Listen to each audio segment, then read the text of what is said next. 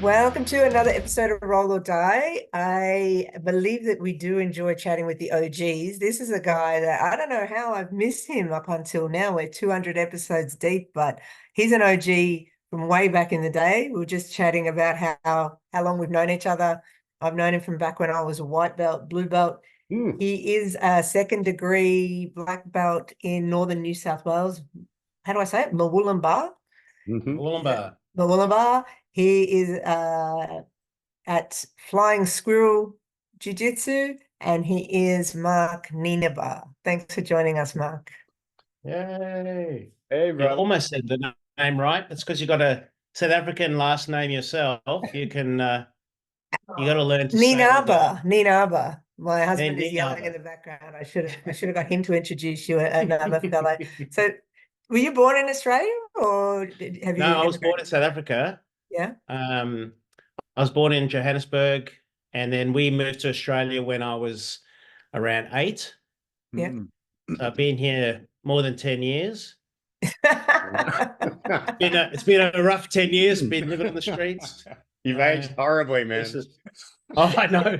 Jiu-Jitsu will do that to you, yeah. Yeah. So we moved here with family when we were 8. It was like a tumultuous time in South Africa. So we got out sort of around apartheid was still a thing at that stage. Wow. Yeah. So we have you escaped. been back much? What's that? Have you been back there much recently? No, never been back. It's always been on my list of things, but somehow life hasn't transpired in the way to get me back there. But next year is the year. So next year's I turn 50. So I think I want to spend my 50th birthday, somewhere amazing. Maybe looking over. It sure is amazing. Yeah. I went there last year for my honeymoon. That's one way to put it. It's changed a bit since my husband was there, for sure. Yeah. Unfortunately, not so much for the better in some ways, but yeah, you'll hopefully you'll enjoy it. What's the jiu-jitsu Anytime I tell someone, they're like, "Oh, where were you born?" It's South African, right? If I tell a South African, they're like, "Where were you born?" I said, "Oh, Johannesburg." Every 100%, they're like, "Oh, shame." Oh, yes. So sorry you were born there. It's like, oh, it's okay you when have some control over it. Or so like, it's like, you let me down, Mark. So what? So Kim, what is even though this podcast is about Mark, Kim, what is the jiu-jitsu scene like in Johannesburg these days? Do you know? Look, I think it's probably like it was in Australia maybe 20 years ago. Oh, wow. Mark can probably attest to this, even though you haven't. No, he can't because he hasn't been there since he was 8. No, but no, I've been following it. I've followed it a little bit. Okay. Yeah, there's a couple of black belts kicking about now, but at the same time, it's not unusual to have a club run by a blue belt, especially in some of the regional areas. So we're probably about 20 years ahead of where they are, but it's growing. It's growing heaps, and I reckon give it 15, 20 years. And they're producing some, outstanding athletes that you do not want to be, against a South African athlete in any sport, certainly in jiu-jitsu. So, actually, in the UFC, there's a killer, Duplessis. He's an amazing, MMA athlete out of there, and there's a bunch. So yeah, absolutely. Yeah, Luke Griffith as well. Yeah, Luke Griffith. Yeah, and he's got a sister too, I think. Yeah. Oh, he does. Yeah. Yeah, I don't know her name, but yeah, also very good. Yeah, absolutely. Look, I had a friend of mine that came and trained with us for a while here, and then he's a South African guy, and then went back and opened a club there. And yeah, from what I hear, and I've also been following along the scene a little bit just to sort of keep track, and seems to be a real growing thing, as you said, like jiu-jitsu here 20 years ago. Yeah. When I started jiu-jitsu, my coach was a purple belt at the time, right? There were only a few black belts around Gold Coast area, like Daniel Lima, was around. There was some guy, Tiago, who was teaching out of PCYC. And that's about it. There were hardly any black belts around. Yeah. So I think we're sort of spoiled for choice these days. Absolutely. You might as Tell well us, Mark, about how you got started in jiu-jitsu then. It's actually quite a cool story. So and my coach is going to kill me for this, right? Maybe all of us. He's gonna kill all of us. He's going to kill all of us. So All dead. So when I was at school and uni, I had heard about this guy, right? I'd heard rumors about this guy that was like a ninja, right? And it was this ninja guy on the Gold Coast, and this ninja guy knew all this stuff, right? It was like these musings, and I would consider myself a lifelong martial artist. I did martial arts growing up as kids, just tried about just about everything. And I always liked fighting. It was my thing at school, always trying to get in a fight somewhere. So I'd heard about this guy in the Gold Coast, right? And then when I was at uni, I still heard more stories about this guy. It's like, I remember hearing something like he knew 3,000 takedown moves and every move ends with a kill. And it's like, oh, that was awesome. So it's like a martial arts movie. The little stories that I heard along the way were like this, it's like a martial arts movie, right?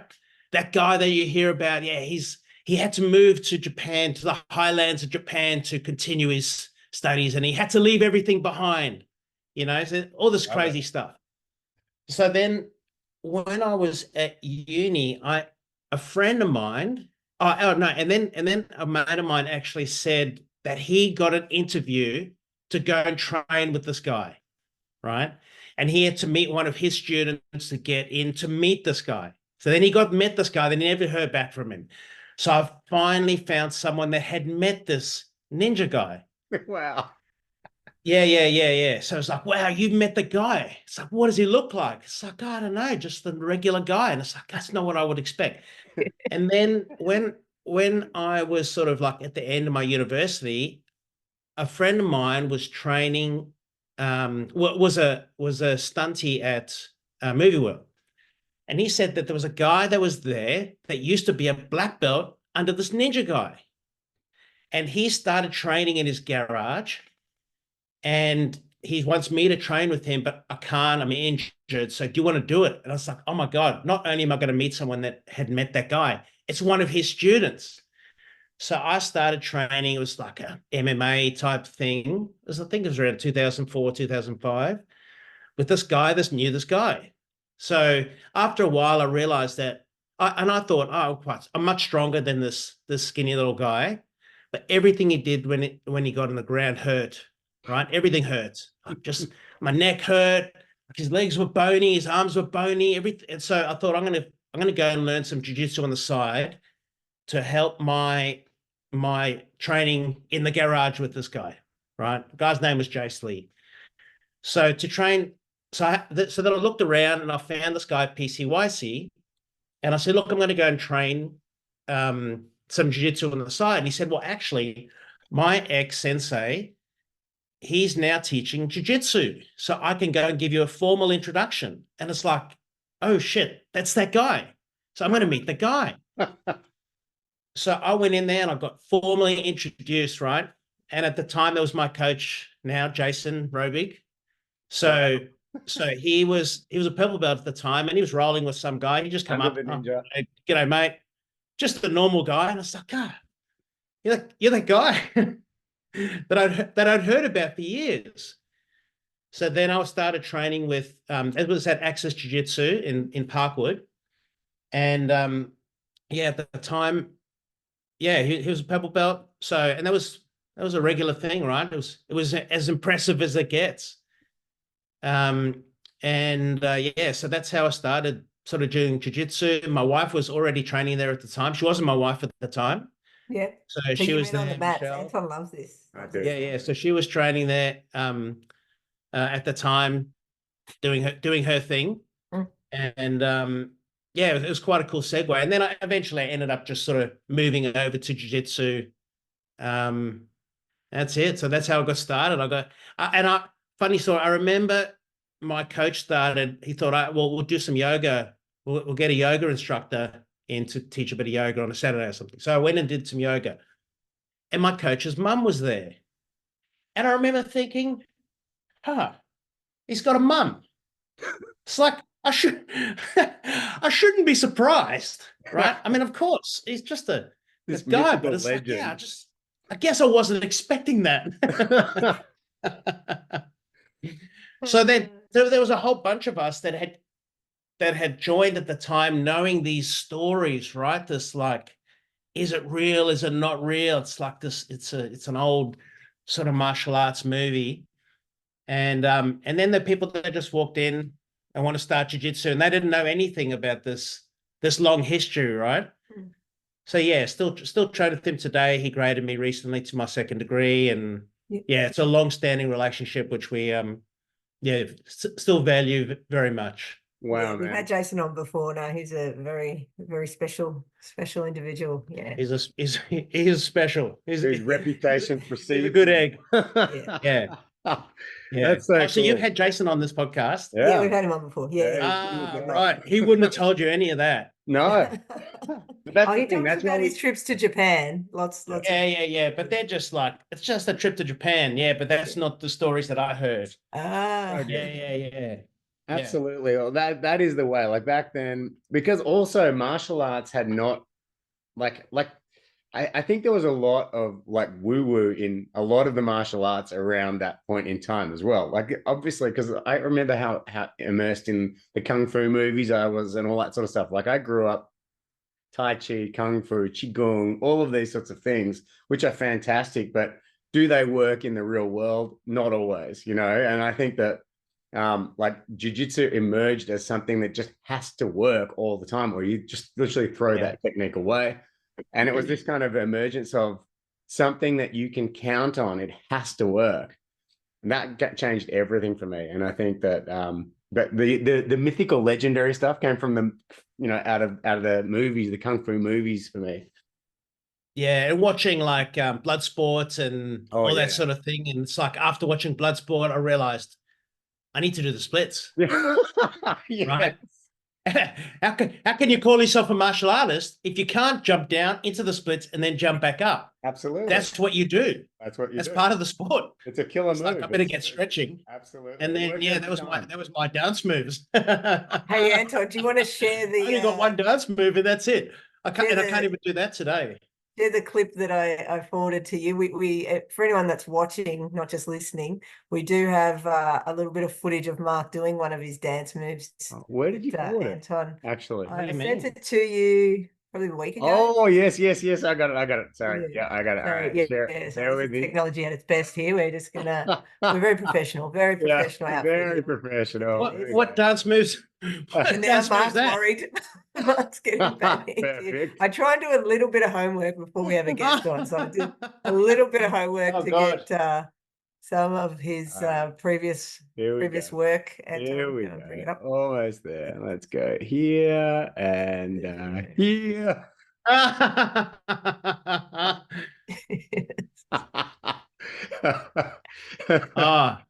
us through this. That's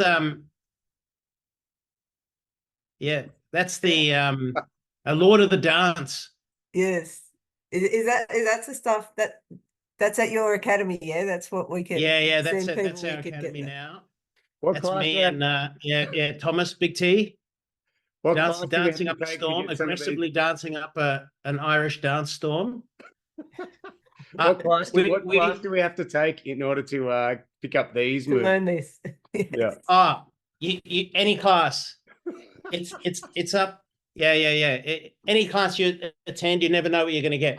Well, I've got this rule in the academy that if a new person comes in, when we roll at the end of class, we roll to music, right? So some gyms don't, some gyms do. We just love it. Yeah. So we always have music playing. So when a new person comes in, I always say, "What's your music request?" So some people come with some really cool things, right? But if they don't, right, I say, look, they're like, "Oh no, you choose." It's like, no. And all my students are like, no, don't let them choose. You've got to choose anything. Choose anything. So if they don't choose the music, then I put on one of either pirate music, right, Oh, yeah, this Zoom does this thing. Yeah, pirate music, medieval tavern music, right? Or what's the other one? So it's mostly pirate music, gonna be honest. Right. Oh no, Mongolian throat singing. Yeah.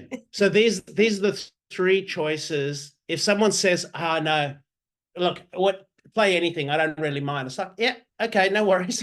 Oh, so good. It's mostly pirate music. So yeah. Amazing. So how flying squirrel, where does that name come from? And obviously my visual is this kind of launched flying squirrel attacking something or, darting through trees and Yeah. stuff. But what was the kind of inspiration for that name? Yeah, that's exactly where it comes from.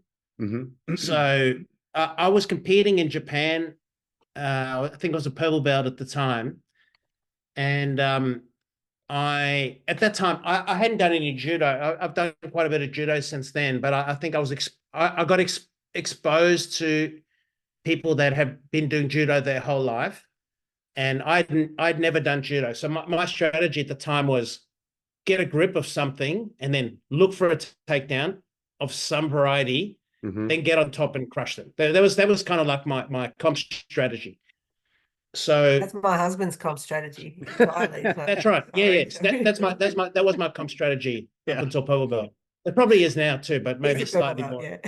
Right. So a few more tools in the I arsenal. reached out to get a grip of this guy, and he grabbed my sleeve. Right. So then I never got to grip. And I reached with my other hand, grip with the other hand.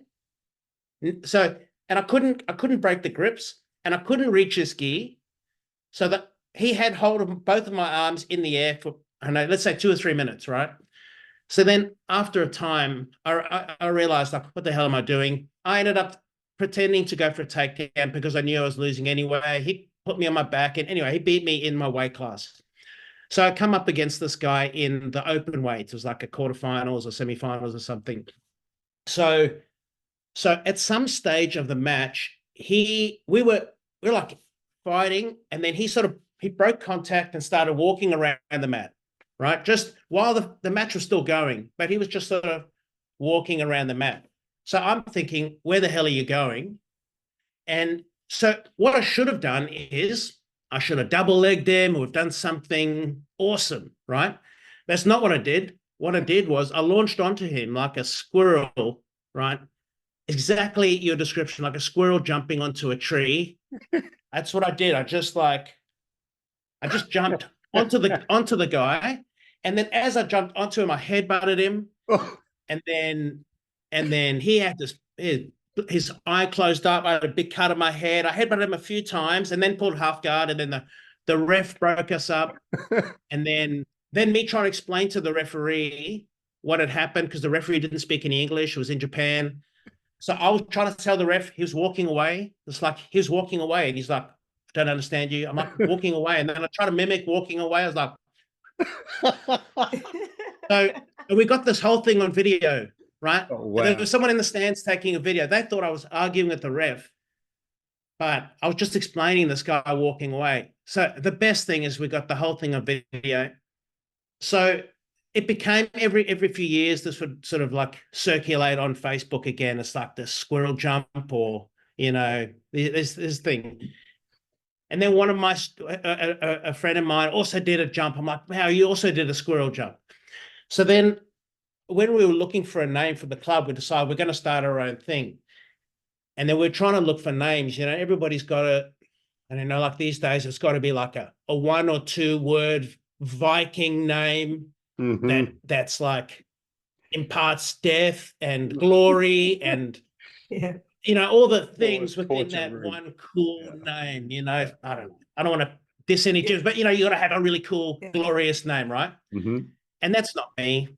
I'm not that guy, right? So my wife's like, you realize it has to be Flying Squirrel, right? Your wife named it. Yeah. And it's like, shit, it does, right? Like it does. So yeah, it became Flying Squirrel Jiu-Jitsu. And then there are a few people that came up, like students, right? And they said, look, are you sure about the name Flying Squirrel? Like, I'm not sure about that. I think they were like almost embarrassed. It's a bit embarrassing to have flying squirrel. What does that? What does it even mean? It's a bit stupid. And it's like, well, I'm a bit stupid. It, if Oh, any man. name represents me well, it's flying squirrel. So it's stuck, you know. And then we had Chris Burns, who's an amazing graphic artist, you know, Yeah. who's We've done some also had him on amazing the work with podcast Tatami. before too, Yeah. Mark. I Yeah. mean, you know, what a legend. So I reached out to him to start coming up with a design about this flying squirrel, and yeah, he did that. And now, you know, now we have people join, and we're like, well, you know, can we ask you why you ended up joining here? And they're like, it's because of that, right? Absolutely. And they point to the squirrel. They're like, how can we not do that? Yeah. So good. Yeah. So good. Actually, we had a girl on the show, and her very first class, she did a flying triangle. I think it was a very like that was an introduction. So maybe you could introduce that. Like you actually start off beginner's class, they start flying moves. Well, I Actually, mean, the problem is any jumping stuff ultimately revolves, it ends up in someone getting injured, right? Yeah, that's true. So I've seen too many people break their legs or shins or knees. You know, one of my good mates, Marty, he broke his femur, like snapped it in half in Japan. A guy doing a flying armbar triangle close guard pull was a bit of a messy thing, but the guy just come, boom, and it just hit on the side and it broke his leg, and that thing snapped like a twig. Wow.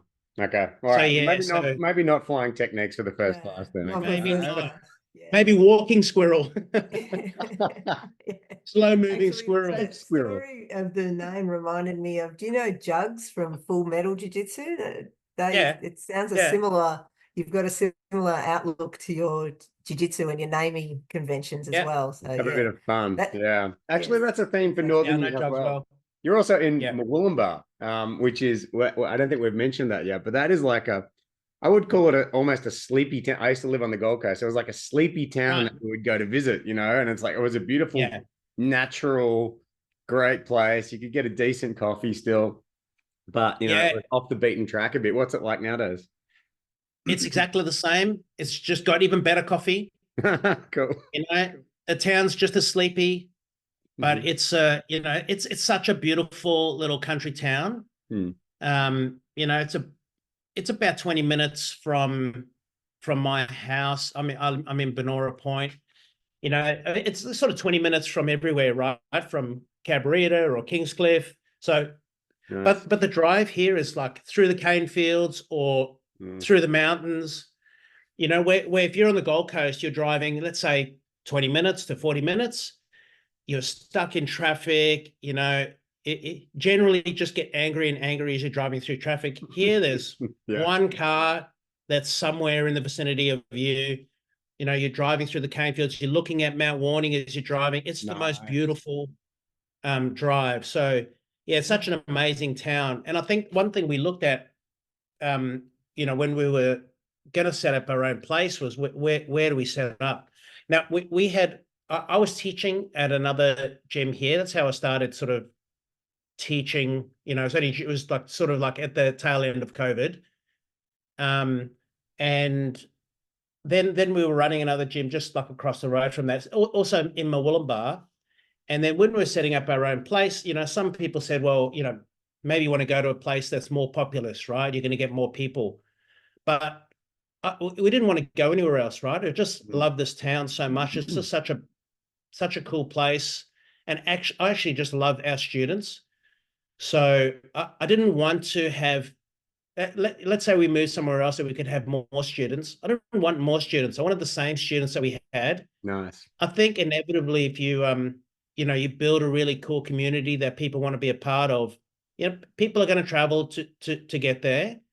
You know, I'm quite confident that what we're doing is different, right? And it's positive, and people want to be a part of that. And I didn't want to lose any of the people that we had. I just think that they're such amazing people. And that was a priority staying in this town. And one of the cool things, coffee's got better. There's some new coffee places around. It's like it's becoming a bit of a coffee paradise. Awesome. Yeah. And is Michelle still training? Is she? Yeah. So she's a brown belt now. Mhm. Saying that, let's say the tail end of her brown belt. Don't tell her that. Um, And is she's she like, don't still promote me. doing? She was doing Tigger photography. Is that It still was going? Tigger photography for years, right? We traveled around doing all the comps. Yep. You know, we've captured some amazing moments, you know, Yeah. over the past. She could make it look so good, even when you're doing Yeah. jiu-jitsu, you know. It looked Yeah, terrible. she's got such an eye. Yeah. And yeah, so she's a brown belt now. She runs our kids program. Yeah. And you know, she also teaches the fundamentals classes, you know, women's only classes. You know, they come and go, depending on how the schedule's looking. But yeah, she's one of our head coaches, and I mean, we run it as a family unit. You know, my stepdaughter Jess is here. She was doing it when she was 12, and now she's sort of training again.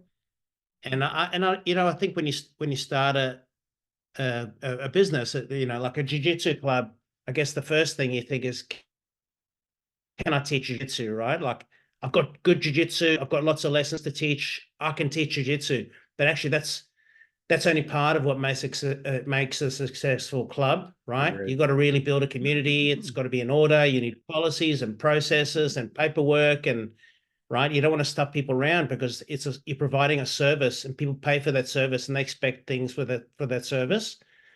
And I think without the family unit looking after that, I'm not sure how people do it. You know, I think it'd be an impossible task. So yeah, Michelle's doing it. She trains a lot.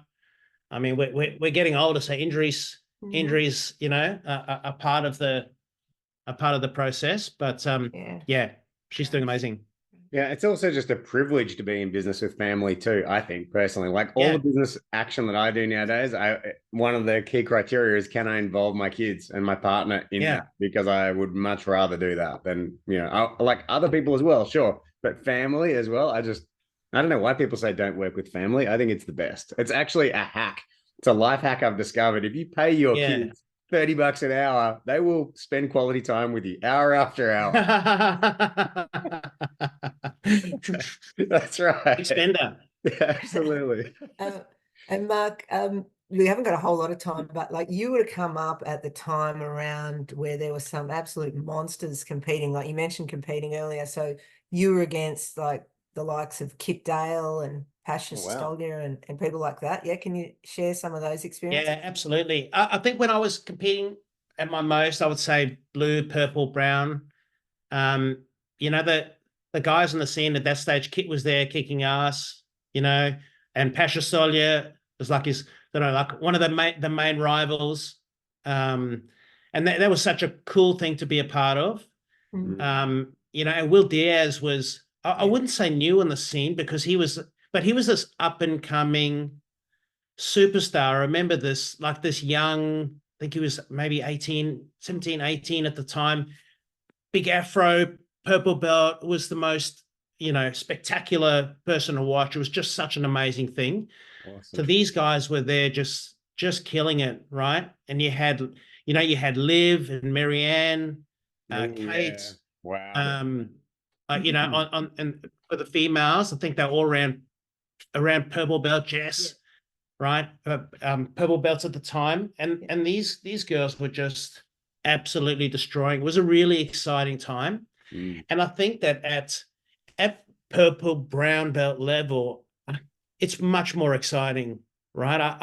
I think that the level's really high, but also this you know, this willingness to go out and experiment and actually do the wrong thing and then just deal with it, right? I think that makes, you know, purple brown belts much more exciting than some of the black belts who are just, I guess some of them are out there not to lose, right? Win by advantage, and you know, you feel amazing for it. And oh yeah, you know, I always tell people, like, at comps, the purple belts are the most exciting ones to watch, because they've nearly got the same skill as the blacks here, but they're more active. They'll go for it. Some, probably not right to say, but sometimes the black belt matches are a bit boring to watch. It's like a chess match, but sometimes you're just fighting for a grip for 5 minutes. Like, come on. That's right. It's true. Yeah. Because if you don't fight for that grip, you lose. Yeah. Right. You lose by advantage. Yeah. I will say though that like now for me, when I watch black belts, I can see things that I couldn't see in the match when I was a lower belt as well. So I'm not a black belt, but when I was a lower belt, I couldn't see a lot of the grip fighting nuances, for example, that I can see now. And so the grip fighting has kind of become exciting to me, at least for now. So I agree. It was very stally and quite boring. I would actually walk away from the black belt matches and go watch the other matches. But nowadays, it does fascinate me to see the nuances these people have developed over years and years as well. But I'm right there with you. It's not as exciting.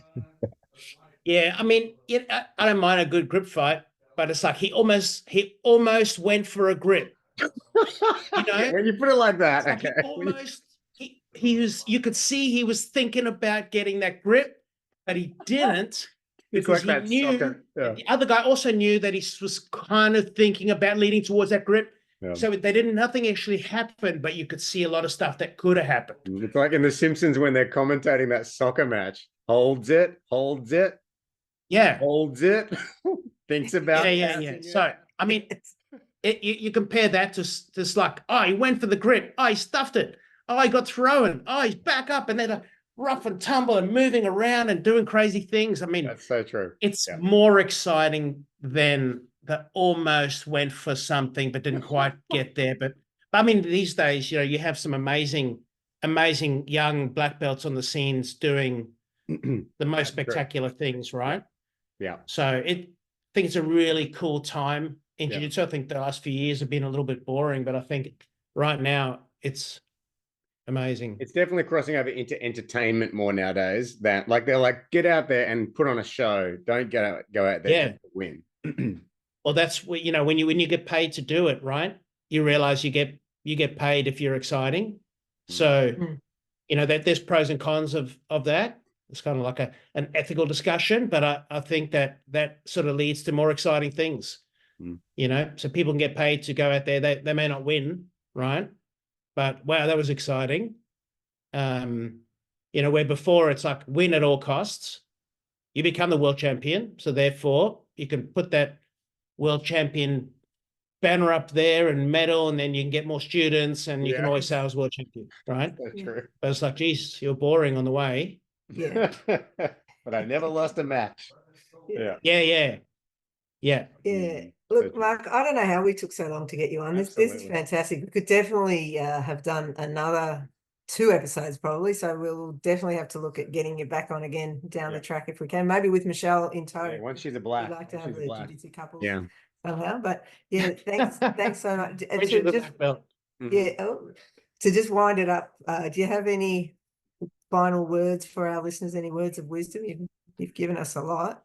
I just think that this period, I think we're so lucky to be a part of this sport, and I think it's such an exciting time. I think there's things that there's a place in jiu-jitsu for everyone, right? If you're 70 years old and you just want to start moving your body, if you're 7 years old and you want to learn how to defend yourself, right, against bullies. If you're a competitor, you want to do no gi only, you want to do MMA only, you want to do gi only, all of these places, there's a perfect fit for you in most gyms these days, right? We have gi only, we have no gi only, we have both. Then you have self-defense only, and I think that some people are very hardcore about one is the right way to go. But I think the right way to go is whatever you want to achieve, right? What are your specific goals and what do you enjoy and why do you want to, maybe you just want to end up, make some friends, right? Go have a social thing. And I think all of these, you can be met in most gyms these days. So I think it's an amazing time to be part of jiu-jitsu, and it's a real privilege to have a gym and to be able to offer that. And it's really cool. Amazing, man. And maybe you also want to learn the flying squirrel move. And if you do, you got to reach out to Mark. 3 private lessons, $500 a pop. I just got to make it up first, and I'll get back to you. Perfect. Awesome. Thanks so much, man. Thank you so much. Thanks for your time, guys. Mark Nienaber. I said it right, I think, the second time. And exactly the same time as last time, but next time. I'm gonna say it amazingly. I will. I'll go and Yeah. practice with my husband. I'll tell you the way my parents would say it. Nienaber is how you say it. Nienaber. Nienaber. Think of your knee. Think of the harbour. Think of Nienaber. Nienaber. All right. Perfect. I'm a pork eater, so that's how I Catch you later, guys. eating pork. Peace out. All right. Awesome. Thank you, Mark. Hey guys, Take Bye. care. thanks for having me on. Bye. Thank you.